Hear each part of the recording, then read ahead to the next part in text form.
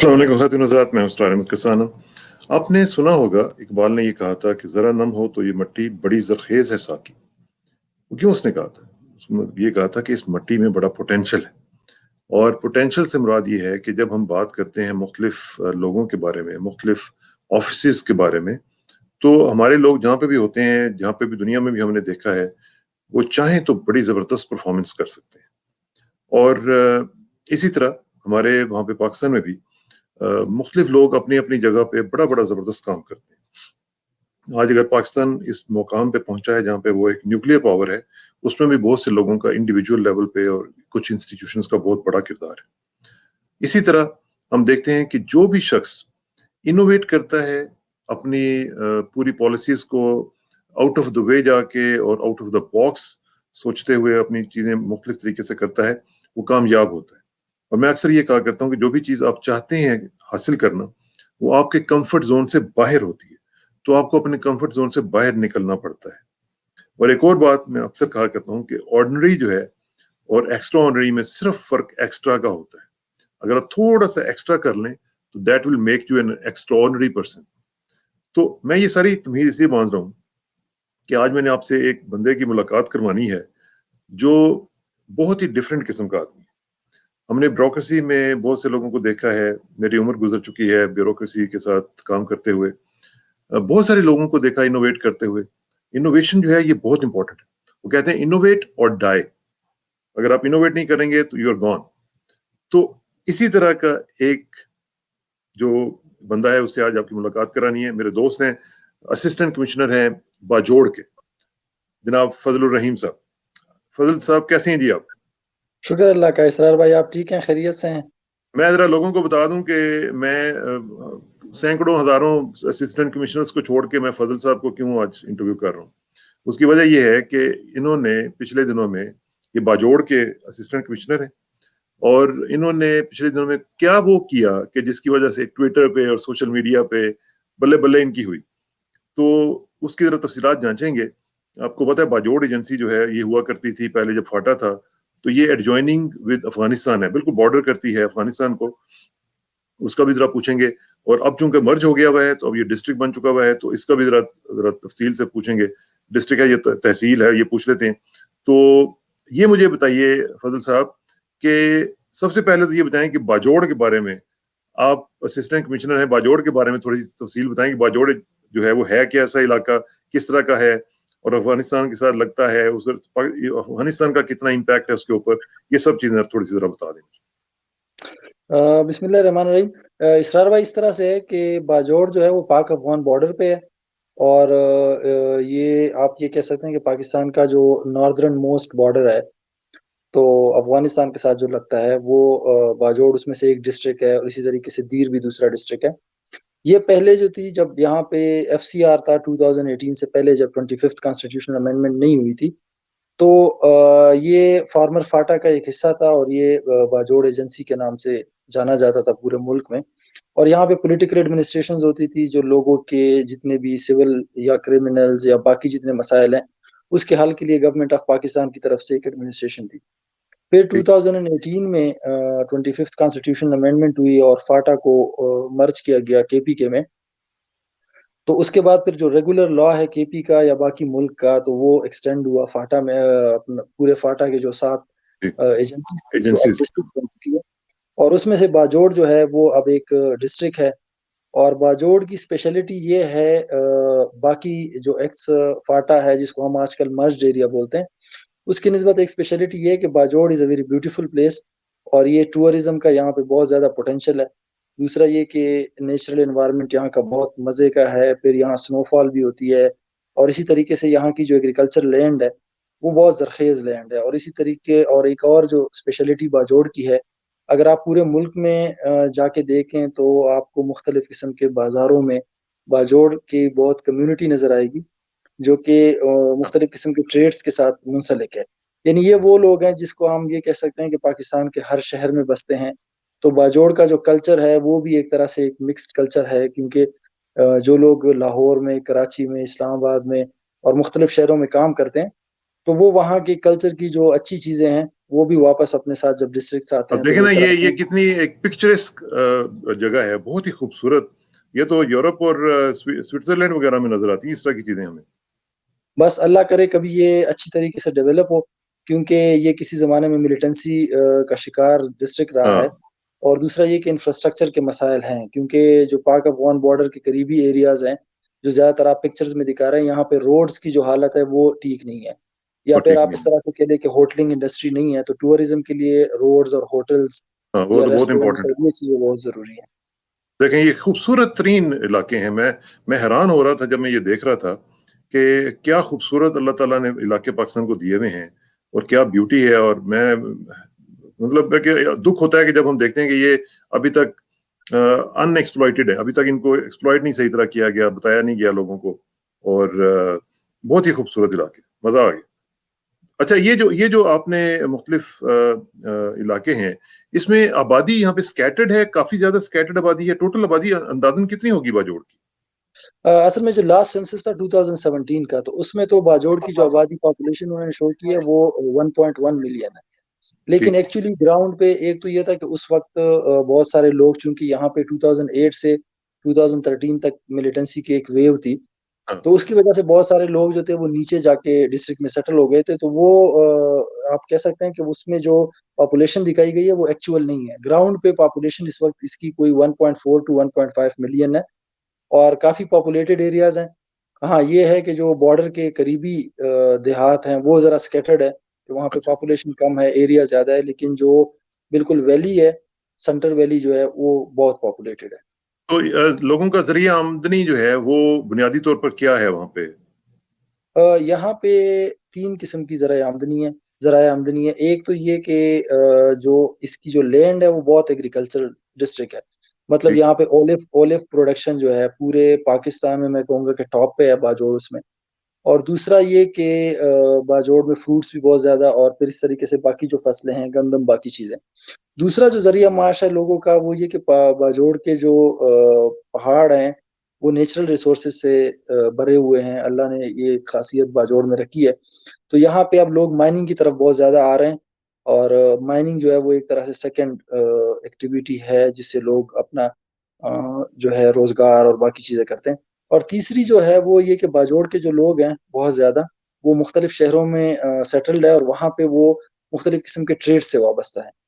تو ایک طرح سے آپ یہ کہہ سکتے ہیں کہ جو انٹرنل ریمیٹنسز ہے، مطلب لاہور سے یا کراچی یا باقی لوگوں سے جو لوگ وہاں پہ روزگار کرتے ہیں، وہ پیسے بیچتے ہیں، تو وہ ایک ذریعہ ایک وہ معاش ذریعہ ہو جائے. اچھا یہ جو میں تصویر دکھا رہا ہوں، یہ اسٹیڈیم ہے، یہ کیا ہے؟ یہ تصویر جو آپ دکھا رہے ہیں تو یہ ایک اسٹیڈیم ہے، اور اس طرح سے مطلب لوکل قسم کا اسٹیڈیم ہے. لیکن فضل، اگر یہ اسٹیڈیم وہاں پہ صحیح معنوں میں ڈیولپ ہو جائے تو کتنا خوبصورت اسٹیڈیم بن سکتا ہے وہاں پہ. اور کتنا اگر وہاں پہ کوئی انٹرنیشنل میچز ہو جائیں تو کیا خوبصورت سین ہوگا وہ.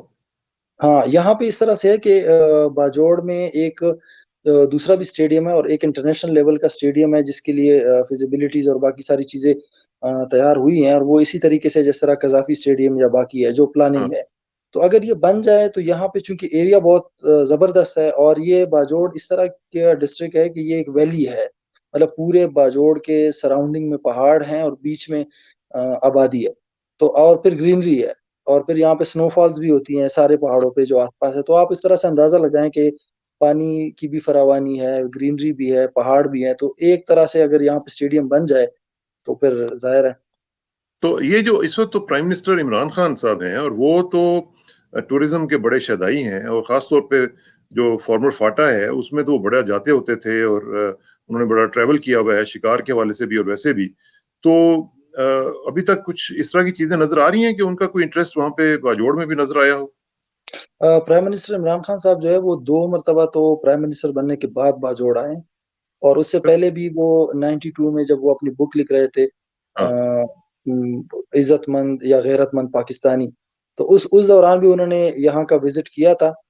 تو یہ اس طرح سے ہے کہ وہ باجوڑ کو بہت اچھا سمجھتے بھی ہیں، اور ریسنٹلی بھی کوئی 5-4 مہینے پہلے آئے تھے. یہ باجوڑ کی جو مین روڈ ہے جو ہاں مومند کو کنیکٹ کنیکٹیوٹی کے کرتی ہے، حوالے سے وہ ہاں انہوں کنیکٹیوٹی، نے تو وہ وہ روڈ ہاں انٹرنیٹ کا بھی اعلان کیا تھا وہاں، بالکل اس 4G طرح کا سے، تو بھی. وہ انوگریشن بھی اس نے کی تھی. اور وہ روڈ جو ہے اس کے اوپر کوئی 700 ملین روپیز جو ہے وہ خرچ ہو رہی ہیں، اور وہ ایک طرح سے پھر ہم یہ کہیں گے کہ منی موٹر وے ٹائپ ہے.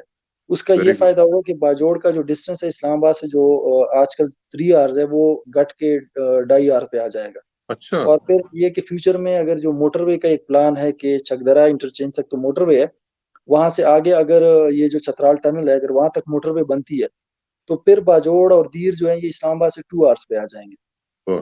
اس اچھا کا جو ہے یہ بتائیں کہ باجوڑ میں جو میجر کوئی اگر شہر ہیں تو وہ کتنے ہیں اور کتنے بڑے ہیں, چھوٹے چھوٹے ہیں یا زیادہ بڑے ہیں؟ باجوڑ میں جو خار ہے جو باجوڑ کا ہیڈ کوارٹر ہے ہاں. وہ ایک مطلب اس طرح سے ہے کہ وہ چھوٹا سا شہر تو ہے لیکن چھوٹے سائز کا ہم ٹھیک کہہ سکتے ہیں. ٹھیک اور باقی جو ہے پھر قصبے ہیں, مطلب ٹھیک ہے. 4-5 اور ہیں. ٹھیک. پشت ہے وہ ایک قصبہ ہے, اسی طریقے سے عنایت قلعہ ہے وہ ہے, پھر لگڑے ہے جو بالکل پاک افغان بارڈر پہ جو کسی زمانے میں بہت بڑا بازار ہوا کرتا تھا جب یہ پاسز سارے کھلے تھے.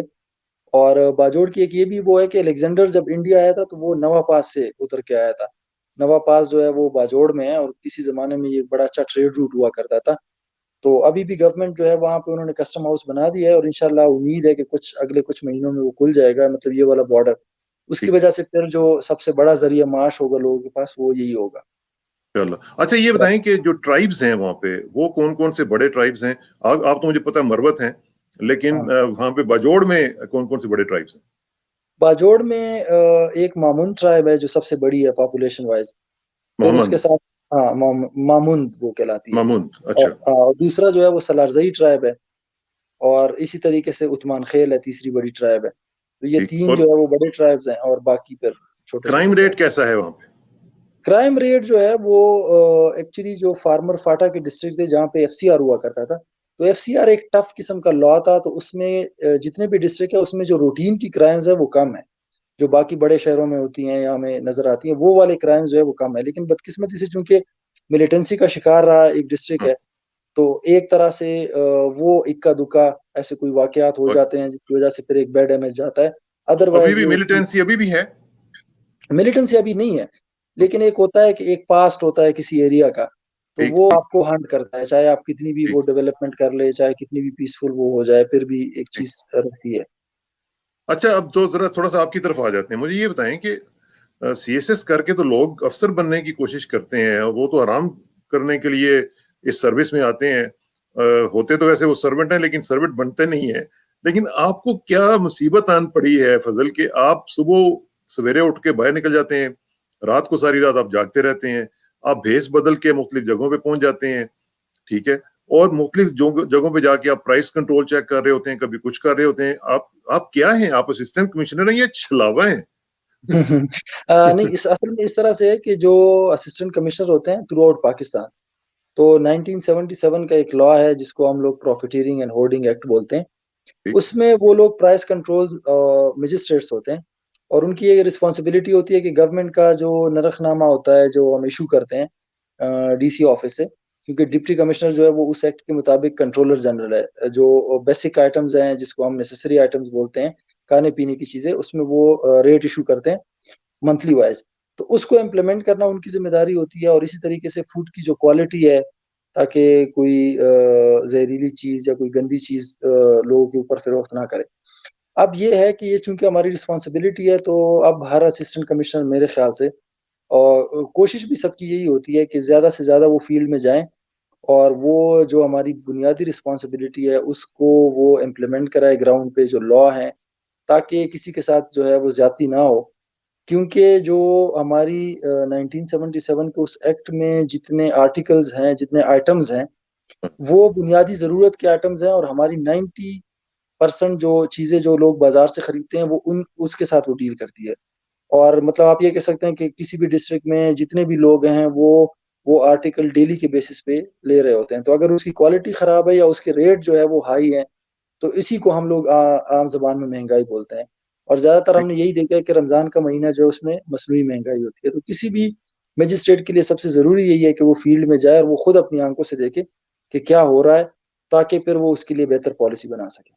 لیکن وہ پھر افسرانہ جو شان شوکت سب کچھ ہوتا ہے, دیکھیں نا, اب اگر فار ایگزامپل آپ نے جانا ہے پرائس دیکھنی ہے تو آپ کو افطاری کے اوپر جانا پڑے گا, آپ کو سحری کے اوپر جانا پڑے گا, آپ کا تو دن خراب ہو گیا نا, پھر آپ کا آرام سارا خراب ہو گیا, آپ کی شامیں خراب ہو گئیں. تو وہ پھر کیا بنتا ہے؟ وہ تو مطلب پھر افسری تو نہ ہوئی نا؟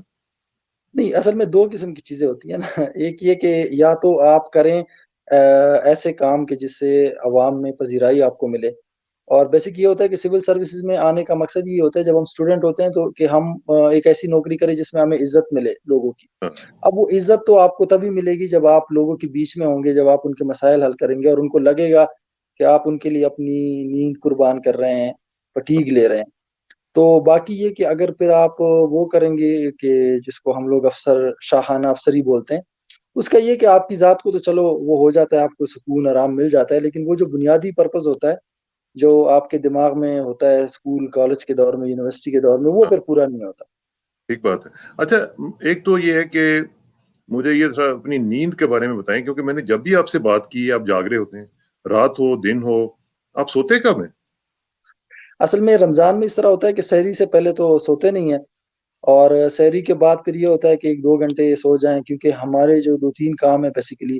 ایک تو یہ ہوتا ہے کہ جو منڈی ہے جہاں سے ریٹ نکلتا ہے ہاں، تمام پھلوں کا اور تمام اس کا سبزیوں کا، تو وہ چونکہ ہماری بنیادی رسپانسبلٹی ہوتی ہے تو اس میں ہمیں صبح ڈیوٹی کرنی پڑتی ہے. اور منڈیاں یہاں پہ لگتی ہے ارلی مارننگ، یعنی ہاں، 5 بجے سے شروع ہوتی ہے اور 7 ساڑھے 7 تک جاتی ہے، تب تک وہ ریٹ نکل آتا ہے. تو یہ ہوتا ہے کہ ہفتہ سحری کے بعد 1-2 گھنٹے سو لیا، اس کے بعد پھر منڈی چلے گئے. اسی طریقے سے جو باقی کساب حضرات ہیں ان کا بھی یہ ہوتا ہے کہ ان کی شاپس بھی صبح 5-6 بجے وہ شروع کر دیتے ہیں اور 7-8 تک ختم کرتے ہیں. تو اس وجہ سے وہ پھر یہ کہ وہاں سے واپس آ کے 8 بجے، چونکہ گورنمنٹ آف پاکستان کا جو ابھی ٹائمنگ ہے آفس میں وہ 10 سے 4 تک ہے، تو آپ کو 1-2 گھنٹے پھر مل جاتے ہیں، پھر آپ سو جائیں، پھر آپ بیچ میں تو پھر چلو نیند نہیں ملتی، لیکن یہ کہ ہاں، چلو دن میں جو ہے 4 سے 5 گھنٹے کی نیند ہو جاتی ہے ون آور میں. ٹھیک ہے. اور یہ جو میں تصویریں دکھا رہا ہوں، یہ آپ بھیس بدل کے وہاں پہ گئے ہوئے ہیں، لوگوں کو پتا تھا پہلے کہ بعد میں پتا چلا؟ کس طرح پتا چلا؟ نہیں، دو ایک چیزیں. ایک تو یہ کہ جب آپ جاتے ہیں نارملی جو آپ کے اسسٹنٹ کمشنر یا ڈپٹی کمشنر ہوتے ہیں یا جو پولیس والے، ان کو لوگ اس وجہ سے بھی زیادہ تر جانتے ہیں کہ وہ پروٹوکول اور یہ ساری چیزیں ہوتی ہیں، مطلب ان کی گاڑیوں کو لوگ جانتے ہیں، ان کے نمبروں کو، ان کے سپاہیوں کو. تو اگر آپ جائیں بغیر پروٹوکول کے، ہاں، دوسرا یہ کہ پھر آج کل تو یہ کرونا کی وجہ سے بھی لوگ ماسک پہن رہے ہیں، تو ہاں، اس کا بھی ایک افیکٹ ہوتا ہے کہ ماسک کی وجہ سے آپ کی جسٹ آئیز نظر آتی ہیں، تو آپ کو وہی بندہ پہچانتا ہے جو آپ کے ساتھ کلوز رہا ہو. تو بازاروں میں جو لوگ ہوتے ہیں وہ زیادہ تر آپ کے ساتھ اتنے کلوز نہیں رہے ہوتے، تو وہ پھر آپ کو نہیں پہچانتے. ہاں یہ کہ 10-15 منٹ قطار میں کھڑے ہو کے پھر اندازہ ہو جاتا ہے، کیونکہ آپ باقی گاہکوں سے مختلف ہوتے ہیں مطلب آپ ہاں، چیز پوچھ رہے ہوتے ہیں، کسی کے ہاتھ میں شاپر پکڑا ہے تو آپ اسے کہتے ہیں چپکے سے کہ یہ اس نے آپ کو کتنے کا دیا ہے، پھر آپ وہ شاپر لے کے اس کو کہتے ہیں کہ یہ ذرا تول کے دکھاؤ، تو اس کو اندازہ ہو جاتا ہے 10-15 منٹ بعد. لیکن یہ کہ تب تک آپ کا جو مقصد ہے یعنی جو ریٹ معلوم کرنا اور باقی وہ آپ پورا کر چکے ہوتے ہیں. اور اس کا امپیکٹ کیا ہوا ہے جو آپ یہ کر رہے ہیں، یہ سٹنگ آپریشنز جو آپ کر رہے ہیں، اس کا امپیکٹ کتنا ہوا ہے؟ امپیکٹ اس طرح سے ایک تو ہوتا ہے ڈائریکٹ امپیکٹ جس کو ہم بولتے ہیں، مطلب اگر آپ اس قسم کی کارروائی کرے تو مطلب ہم نے لوگوں کو کوئی 35 کے قریب لوگوں کو رمضان کے شروع کے 5 دنوں میں جیل میں ڈالا جب ہم نے یہ کاروائیاں کی، اور کوئی 55 کے قریب ایسے لوگ تھے جس کو مطلب جو تھوڑے مائنر قسم کے تھے جس کو ہم نے جیل میں نہیں ڈالا اور اس کو ہم نے جرمانے اس پہ عائد کی. تو اس کا ایک ہوتا ہے، ایک تو امیڈیٹ امپیکٹ آتا ہے کہ وہ پرائسز جو ہے وہ کنٹرول ہو جاتی ہے، کیونکہ لوگوں کو ڈر ہوتا ہے یار اے سی پھر آ جائے گا، پھر وہ ہمیں پکڑ لے گا، پھر یہ ہم 5-6 دن 10 دن جیل میں رہیں گے. تو وہ ظاہر ہے جیل کی لائف بھی سخت ہوتی ہے اور دکاندار اس کے ساتھ عادی بھی نہیں ہوتے. دوسرا ایک امپیکٹ ہوتا ہے لارجر، مطلب میں ہمیشہ یہ کہتا ہوں کہ جو ریٹ آف دا اسٹیٹ ہے کسی بھی سوسائٹی میں وہ ہونا چاہیے. مطلب کوئی بھی بندہ کہیں بھی بیٹھ کے کوئی بھی غلط کام کر رہا ہے، کوئی بھی کرائم کر رہا ہے، تو اس کے ذہن میں دو چیزیں ہوں. ایک تو وہ خدا کا تصور ہے کہ یار اللہ مجھے دیکھ رہا ہے، اور دوسرا جو ہے اس کے ذہن میں ہونا چاہیے کہ یار حکومت ہے اور اگر میں اس کے ہاتھ لگ گیا نا یہ غلط کام کرتے ہوئے تو پھر مجھے سزا ملے گی. تو یہ جو چیز ہے اس کا پھر سوسائٹی پہ ایک اچھا امپیکٹ یہ پڑتا ہے کہ پھر وہ لارجر اسکیل پہ کرائمز نہیں ہوتے، آرگنائزڈ کرائم نہیں ہوتے، مافیا ٹائپ. ہاں باقی اکا دکا واقعات ہوتے ہیں، کوئی چیز مہنگی کر کے بیچ دیتا ہے، کہیں پہ لڑائی ہو جاتی ہے. لیکن یہ جو ہم نے لاسٹ کچھ دنوں میں دیکھا پاکستان میں بدقسمتی سے پنجاب میں، ہاں، تو اس قسم کے جو واقعات ہوتے ہیں کہ آرگنائز قسم کے گیمز اور وہ ریاست کو اپنے ہاتھ میں لینے والی چیزیں وہ پھر نہیں ہوتی اگر آپ ریٹ آف دا اسٹیٹ اور اس قسم کی ذرا سخت کاروائیاں کریں. صحیح بات ہے. اچھا، جو آپ نے کہا کہ باجوڑ ڈسٹرکٹ ہے، تو ڈسٹرکٹ کا تو ڈپٹی کمشنر ہوتا ہے، تو یہ یہاں پہ ڈپٹی کمشنر بھی ہے؟ ہاں بالکل، ڈسٹرکٹ میں ڈپٹی کمشنر ہے اور اس کے ساتھ جو ہے وہ 2 اسسٹنٹ کمشنر، ایک میں ہوں اور ایک دوسرے صاحب. اچھا ٹھیک ہے. اچھا اب یہ مجھے ذرا آخر میں یہ بتائیں کہ اب آپ کا فیوچر پلان کیا ہے؟ کس طریقے سے آپ نے رمضان کے بعد بھی اس چیز کو کنٹینیو کرنا ہے؟ کیا کریں گے آپ؟ اور یہ سوشل میڈیا میں آپ نے جو تھرتھلی مچائی ہوئی ہے اس سے اب کیا چیز آپ کو کتنی اس کو ڈرائیو مل رہی ہے؟ آپ کو زیادہ اسٹرینتھ مل رہی ہے کہ لوگ آپ کو اپریشیٹ کر رہے ہیں؟ پہلی چیز تو یہ کہ سال کے 12 مہینے ہوتے ہیں، میں ہمیشہ کہتا ہوں، اور جو اسسٹنٹ کمشنر اور ڈپٹی کمشنر ہیں وہ by law they are principal representative of the state, یعنی اسٹیٹ کی جو مشینری ہے اس کے وہ ہیڈ ہوتے ہیں ڈسٹرکٹ کے لیول پہ، اور مشینری زیادہ تر اسٹیٹ کی ہوتی ڈسٹرکٹ پہ ہے. تو وہ جو چیزیں ہیں کہ مطلب ہر مہینے آپ کی چیزیں چینج ہوتی ہیں، مطلب رمضان میں باقی بزنس تھوڑے کم ہو جاتے ہیں تو زیادہ تر آپ نے فوکس کرنا ہوتا ہے قیمتوں پہ، کیونکہ مہنگائی کا جب بھی سیلاب آتا ہے اللہ معاف کرے تو وہ رمضان میں ہی آتا ہے پاکستان جیسی سوسائٹی میں. پھر جب عید گزر جائے گی تو یہاں پہ مائننگ ہے، اس میں پھر بہت سارے لوگ انلیگل مائنس کرتے ہیں، اس کو پھر آپ اس پہ چاپے ڈالتے ہیں، ان کو روکتے ہیں. پھر یہ کہ ڈرگس کی ایک وبا ہے ہماری سوسائٹی میں، وہ چیزیں ہیں. پھر کوئی فیک میڈیسنز بیچ رہا ہے، کوئی انلیگل کلینکس کسی نے کھولے ہوئے. تو اس طریقے سے سال بھر یہ کاروائیاں چلتی رہتی ہے ہماری. اور دوسرا یہ کہ سوشل میڈیا پہ جب آپ کو اس طرح سے اپریسیشن ملتی ہے تو اس کا ایک نیچرل چیز ہے، ایک ہیومن امپیکٹ ہے کہ مطلب آپ نے ایک کام کیا، اگرچہ آپ ڈیوٹی کر رہے ہوتے ہیں، آپ اس لیے نہیں کرتے کہ مجھے سوشل میڈیا پہ وہ ملے گی. اور جو پکچرز ہماری وائرل ہوئی تھی، آپس کی بات ہے، وہ ہم نے اپنے پیج سے اپلوڈ نہیں کی تھی، وہ جو یہاں پہ سوشل میڈیا کے گروپس ہیں ان لوگوں نے وہ پکچرز اپلوڈ کی تھی، اور بعد میں جو ہے پھر پروونس میں پھیل گئی، پھر پورے ملک میں، اور پھر اس طریقے سے باہر انٹرنیشنل لیول پہ چلی گئی. تو وہ آپ اس مقصد کے لیے تو نہیں کر رہے ہوتے، لیکن اس کا فائدہ یہ ہوتا ہے کہ آپ کو یہ لگتا ہے کہ جیسے لوگ جو ہے نا میرے پیچھے کھڑے ہیں، یعنی میں جو کام کر رہا ہوں وہ ٹھیک کر رہا ہوں. بالکل ٹھیک. کیونکہ یہ بھی چیز ہے کہ کوئی بھی افسر یا کوئی بھی ادارہ، پرابلم یہ ہے کہ وہ جب اپنا ریٹ امپلیمنٹ کرتے ہیں یا جو ان کا کام ہے وہ کام کرتے ہیں ویگورسلی اور لا امپلیمنٹ کرتے ہیں، اس کے لیے سخت اقدامات لیتے ہیں، تو یہ ہوتا ہے کہ جو چھوٹے چھوٹے جس کو ہم مافیاز بولتے ہیں وہ آپ کے خلاف ہوتے ہیں. کوئی بات کر رہا ہے، کوئی پریس کانفرنس کر رہا ہے، کوئی بیان دے رہا ہے، کوئی کیا کر رہا ہے. تو اس طرح سے جب آپ کو پبلک کی سپورٹ ملتی ہے تو آپ خود کو ایک مضبوط تصور کرتے ہیں. ایک تو بالکل صحیح بات. قانون نے آپ کو اسٹرینتھ دی اور ایک آپ کو عوام اسٹرینتھ دیتے ہیں. بالکل صحیح بات ہے. اور فضل آپ کو بالکل یہی سمجھنا چاہیے کہ ہم سب لوگ آپ کے ساتھ ہیں. We really like your work اور وی سیلیوٹ یو ایکچولی، کیونکہ جس طریقے سے آپ نے پاکستان کا نام بلند کیا ہے ہم آپ کو بہت زیادہ ہائی اسٹیم میں رکھتے ہیں. اللہ تعالیٰ آپ کو مزید توفیق دے. ابھی آپ کا کریئر شروع ہو رہا ہے انشاءاللہ. You have a long way ahead of you انشاءاللہ. اس پہ بھی آپ مجھے یقین ہے کہ آپ جہاں جہاں پہ بھی جائیں گے پاکستان کا نام روشن کرتے رہیں گے. اور اسی طرح ہم بیوروکریٹس میں بھی ایسے لوگوں کو دیکھنا چاہتے ہیں جو آپ کی طرح کے ہوں اور مزید کام کرنے کی کوشش کریں، کیونکہ میں سمجھتا ہوں بیوروکریسی اگر ٹھیک ہو جائے اور بہتر کام کرنا شروع کر دے تو پاکستان کے چینج ہونے میں کوئی رکاوٹ نہیں آ سکتی. آپ کا بہت بہت شکریہ. انشاءاللہ آپ سے رابطہ رہے گا. اور آخر میں دعا کہ میری عزت کے لیے کافی ہے کہ میں تیرا ہی بندہ ہوں، اور میرے فخر کے لیے کافی ہے کہ تو ہی میرا پروردگار ہے. تو بالکل اسی طرح جس طرح میں چاہتا ہوں مجھے بھی اسی طرح بنا دے جس طرح تو چاہتا ہے. سپردم بتمائے خیش را تو دانی حساب کم و بیش را. مجھے اسراق ثنا کو اسسٹنٹ کمشنر باجوڑ فضل رحمین سب سے اجازت دیجیے. جلدی ملاقات ہوگی انشاءاللہ. اللہ حافظ.